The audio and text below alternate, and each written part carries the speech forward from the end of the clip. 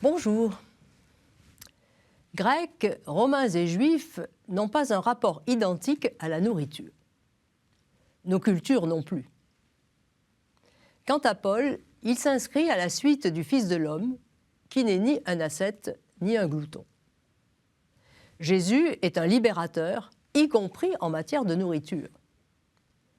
Il passe outre la loi juive qui interdit certains types d'aliments et certains convives. Jésus mange de tout, il reçoit toute personne sans exception à sa table.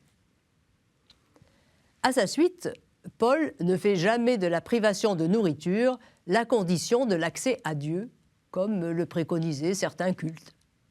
Il s'attache à libérer les personnes de toutes les superstitions gréco-romaines qui envahissent leur quotidien dans le domaine alimentaire. Il faut manger pour vivre et non pas vivre pour manger, disait déjà Socrate avant que Molière ne rende l'adage familier. Paul est comme les sages, partisan de la frugalité. Mais les raisons en sont différentes. Indispensable à la survie de l'homme, la nourriture ne peut être considérée comme une fin en soi. Si la nourriture ne doit pas être idolâtrée, il en va de même de la privation de nourriture. Paul n'est pas un adepte du jeûne à la Gandhi. Et boire. Paul suit les enseignements bibliques. Avec le vin ne fais pas le brave, car le vin a perdu bien des gens, disait Ben Sirac. À la différence de certaines traditions religieuses, Paul n'interdit pas aux chrétiens de boire du vin, symbole de culture. S'abstenir de boire équivaudrait à se couper du lien social qui unit les convives dans un empire où la culture de la vigne s'est répandue dès l'époque d'Auguste sur l'ensemble du pourtour méditerranéen. Lorsque Paul recommande de ne pas s'enivrer de vin, il sait de quoi il parle. Il n'ignore pas que, pour acquérir du vin, certaines, à l'exemple de ces femmes décrites par Aristophane, sont prêtes à ruiner leur mari en vendant leurs biens. Si l'on s'abstient de boire, c'est pour soi-même, et aussi pour ne pas scandaliser le frère.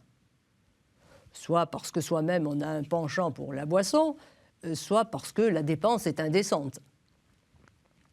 En matière de nourriture et de boisson, Paul met en garde contre les excès qui déshumanisent soi-même et l'autre, et qui de fait déchristianisent.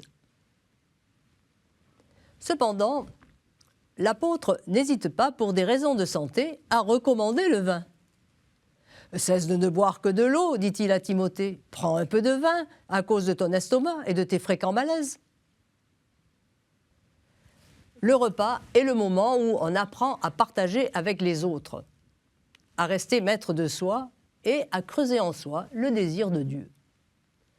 Totale liberté en matière de nourriture, mais dignité dans la manière de la consommer.